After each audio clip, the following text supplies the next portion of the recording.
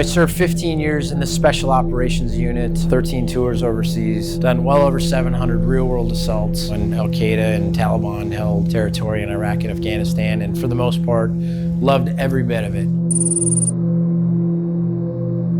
My experience in combat is there's two types of guys.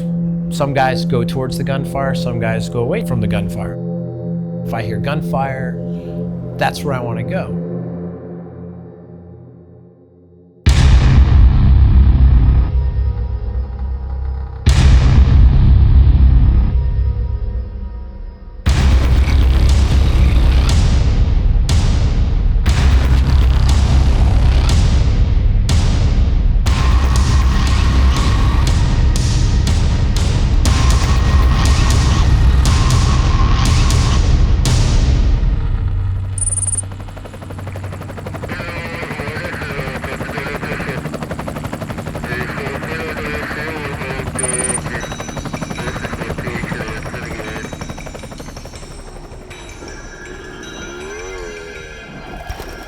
Baja 1000 is basically one of the toughest off-road point-to-point endurance races in the world. The Ironman class goes all the way back to when you watch the original on any Sunday. When you're running the Baja 1000, you have a team. I've been on teams where we've had up to 6 riders. Jeff's doing the whole 860 some miles by himself. He's the only one on that motorcycle. It's one motorcycle, one rider. It's one of those things on a bucket list that everybody talks about, but only a handful ever have the balls to do it. You know, I'm 46 years old, I'm not getting any younger. I gotta do this, it's all on me. You know, you can't point your finger at anybody else. It's you and that machine in that desert. You know, and basically just seeing what you're made of. I think every year everyone needs to have at least one good gut check. As you're racing, you're experiencing, oh, this is the coolest thing that I'm ever doing. Then all of a sudden, boom, you make a mistake and you go, oh, I'm never gonna do this again. Or you have a near crash or something like that, and it scares you. You think, man, this is probably gonna be the last time I'm ever gonna do this. And what's great is when you sit back with other racers and you go, oh man, remember as you were going down into Catavita and there was that car sitting there that was on fire? People remember that. You relate it to feelings, not to words. It's not like reading a book. You're living a book, and it's badass.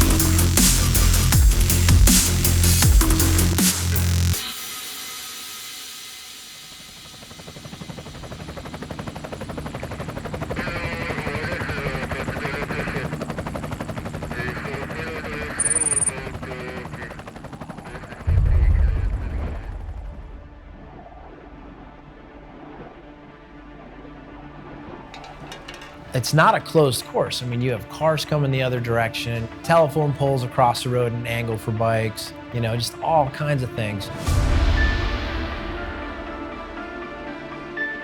You know, the leader of the race, Kurt Caselli, was killed 2 years ago and apparently hit a cow at a high rate of speed, you know, ricocheted into a tree, was all broke up. You know, no one found him in time and, you know, he just succumbed to his injuries. Honestly, he's probably the worst possible rider for this kind of event. His ass is too short to the ground, his arms are too short, his riding style is 100%, but he's got what it takes. I mean, for him to become a special forces operator, he's probably the toughest human that I've ever met. He doesn't quit. I mean, he is wide open all the time. It scares me. I'm keeping up with him on these high-speed sections, and I'm just thinking, rock. Somebody's built a jump here, there's a ditch, you know, and he's just like pinned the whole time. He's an animal. Balls and strength carry you a lot further than natural ability and skill, because there's gonna come a point that you want to stop.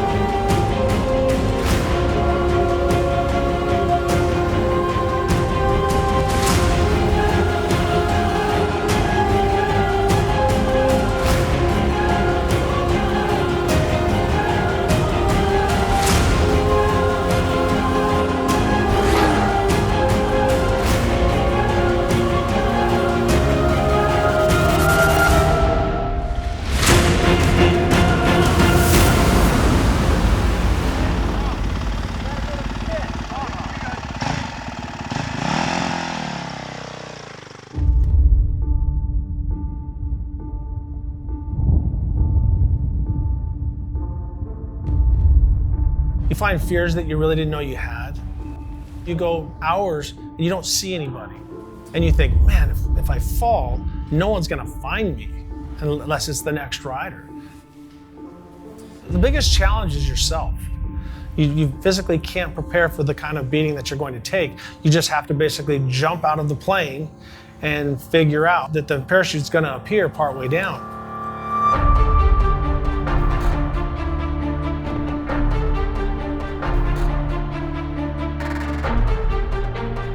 You know, you gladiator up, you put on your protective gear, apex predator way of thinking and attacking the course, you know, the same as when you go into combat. You know, there's somebody in front of you, and my goal, my mental thinking is I need to go track that guy down.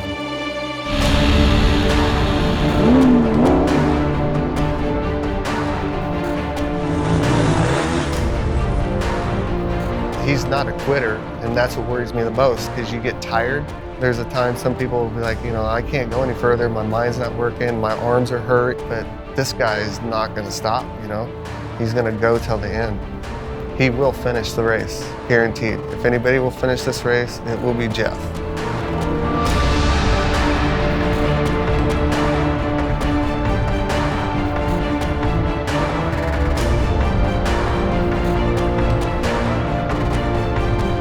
Why will he finish? Because he's got the fortitude to push past where other riders would quit. I don't care if he's got a broken leg, we're gonna tape it and he's gonna get on the bike and he's gonna ride. If he rips a finger off, tape it, he's gonna ride. Is he gonna finish? Damn right he is.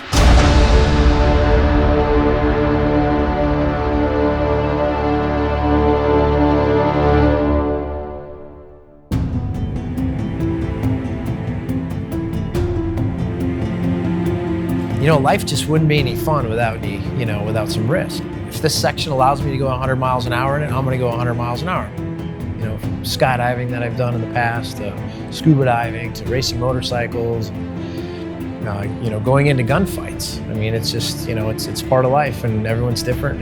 It's what makes my life whole and complete.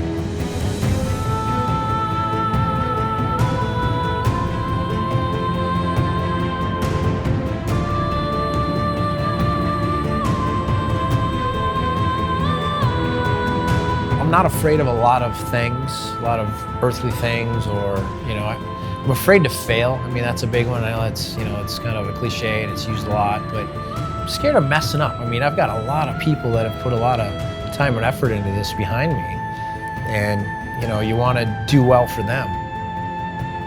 And I'm just not going to quit. I mean, unless literally I'm dead out there, I'm not going to quit.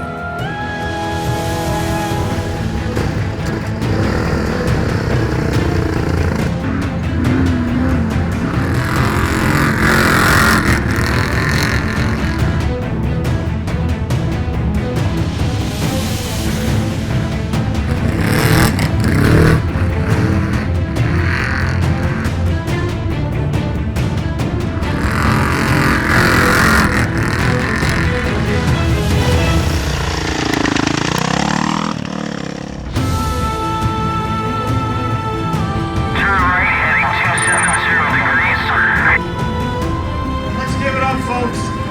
First Ironman. Here, look at that. That's you.